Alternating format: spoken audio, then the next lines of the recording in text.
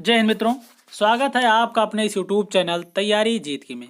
आज हम आपको SWR हुबली जोन की एक्सपेक्टेड कट ऑफ बताने वाले हैं। वो कौन कौन से फैक्टर हैं जिससे यहाँ की कट ऑफ इतना कम जाती है और इस बार का कंपटीशन 2018 के कंपटीशन से कितना कम है।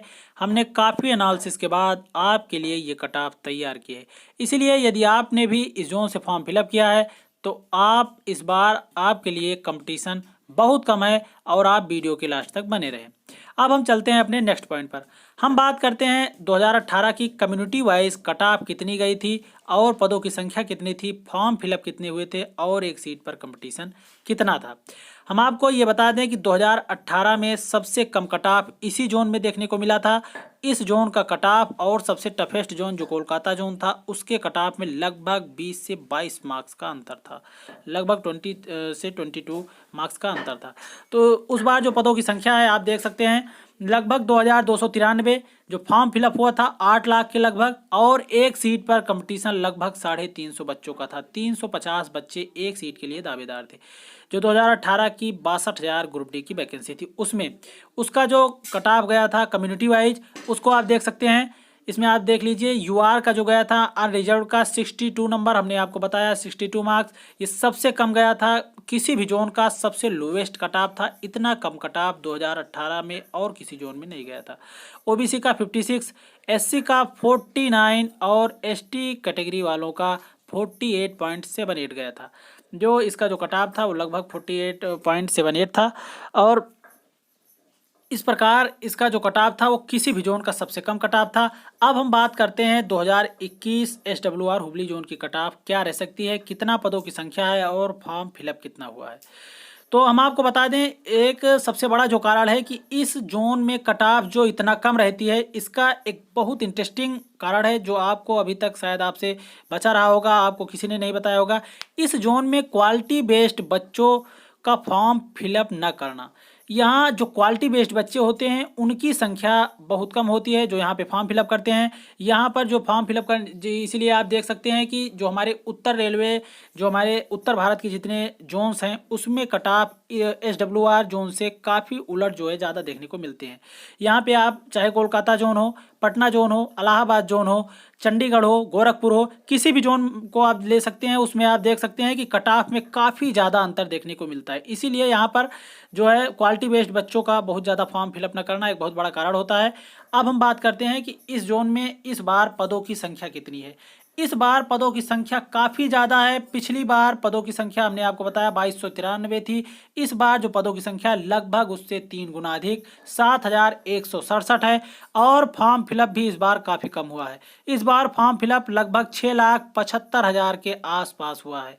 काफ़ी कम फॉर्म फिलअप कहा जाएगा क्योंकि पदों की संख्या काफ़ी ज़्यादा है। इसलिए इस बार जो इसका एक सीट पर कंपटीशन है वो घटकर लगभग 95 बच्चों का हो जाता है। 94-95 बच्चों का इस बार जो है एक सीट पर जो कंपटीशन है इस बार इतना रहने वाला है। आप समझ लीजिए 100 बच्चों से भी कम अगर किसी भी जोन में अगर कंपटीशन है तो वो हुबली जोन ही है। और इतना कम कंपटीशन और किसी जोन में आपको देखने को नहीं मिलेगा। हमने आपको बताया 2018 की अपेक्षा इस बार कंपटीशन लगभग 1/4 गुना कम है। 1/4 गुना, 1/4 इस बार कंपटीशन है। तो इस बार जो चांस है आपका बहुत अच्छा है। और एक कारण ये भी है कि जो 2018 की वैकेंसी थी उसमें आपका वैकेंसी गैप जो था कि आप जो जब आपने फॉर्म फिलअप किया और आपका जब एग्ज़ाम हुआ उसके बीच में काफ़ी कम था। और इसलिए उस बार की परसेंटेज काफ़ी ठीक ठाक रही थी। 68 से 72 के आसपास काफ़ी डाटा के माध्यम से हमने निकाला तो ये सामने आया कि उस बार परसेंटेज इतनी रही थी। इसलिए कट ऑफ थोड़ा सा जो भी गई ज़्यादा इसलिए गई। और इस बार जो कट ऑफ है क्योंकि एग्जाम गैप इतना ज़्यादा है, 2 से 2.5 साल का समय बीतने को है, अभी भी एग्जाम नहीं कंडक्ट कराया गया। इसलिए इस बार वैकेंसी गैप और कोविड के चलते भी पढ़ाई डिस्टर्ब हुई, बहुत सारे कोचिंग संस्थान बंद हुए, हमने आपको पहले भी बताया है। इस कारण से और हमने एनटीपीसी के एग्ज़ाम में भी देखा कि 45 से 50% के लगभग प्रेजेंट ही रही। और हम आपको बता दें कि एनटीपीसी के एग्ज़ाम में जिन बच्चों ने फॉर्म फिलअप किया था वो बच्चे ग्रुप डी में कहीं ना कहीं जो कार्यरत हैं वो भी बच्चे थे। और इसमें वो बच्चे कतई एग्ज़ाम नहीं देने वाले जिनका ऑलरेडी ग्रुप डी में सिलेक्शन हो चुका है। इसलिए आपका ये वैकेंसी गैप इतना ज़्यादा है, एग्ज़ाम इतने समय बाद कंडक्ट कराया जा रहा है तो आपको इसमें परसेंटेज 40 से 45 ही देखने को मिलेगी, इसलिए इसका एक्सपेक्टेड कट ऑफ और भी कम रहने वाला है। अब हम बात करते हैं कि इसकी एक्सपेक्टेड कट ऑफ क्या रह सकती है। हमने आपके लिए मैक्सिमम एक्सपेक्टेड कट ऑफ बताने का प्रयास किया है, वो भी रॉ मार्क्स के आधार पर, क्योंकि नॉर्मलाइजेशन हमारे हाथ में नहीं होता। नॉर्मलाइजेशन जितना कम ज़्यादा होता है उसी के आधार पर कट ऑफ डिक्लेयर होती है। लेकिन आप कितना रॉ मार्क्स गेन कर लें, कितना आप स्कोर कर लें जिससे आपका सिलेक्शन श्योर हो जाए, ये हम आपको आज बताने वाले हैं। हमने आपको बताया कि काफ़ी हमने विभिन्न बातों पर जो है एनालिसिस किया है, उसके बाद हमने आपके लिए ये कट ऑफ तैयार की है। अब हम बात करते हैं कम्युनिटी वाइज कितनी कट ऑफ जा सकती है 2021 में। इसके लिए अनरिजर्व के लिए आप अगर 50 से 54 अगर आप रॉ मार्क्स गेन करते हैं तो आप एकदम सेफ हैं। अब हम ओबीसी की बात करते हैं। ओबीसी की कट ऑफ 48 से 53 जा सकती है। ईडब्ल्यूएस कैंडिडेट के लिए ये उस समय की वैकेंसी है जब ईडब्ल्यूएस सर्टिफिकेट धारक काफ़ी कम थे, और हमने विभिन्न पिछले एग्जाम्स में देखा कि ईडब्ल्यूएस कैंडिडेट की कट ऑफ कितना कम गई। तो उस समय ईडब्ल्यूएस सर्टिफिकेट बहुत कम बच्चों के पास था, इसलिए फॉर्म फिलअप भी काफ़ी कम हुआ ईडब्ल्यूएस कैटेगरी में।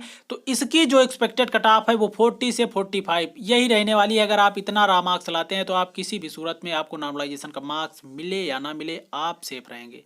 अब हम बात करते हैं एससी की। एससी कैटेगरी की जो कट ऑफ है वो 38 से 42 रहने वाली है। एसटी की 34 से 38। ये आप एकदम श्योर मान लीजिए कि आप अगर इतना मार्क्स रॉ मार्क्स अगर आप इतना गेन करते हैं तो आप सेफ हैं।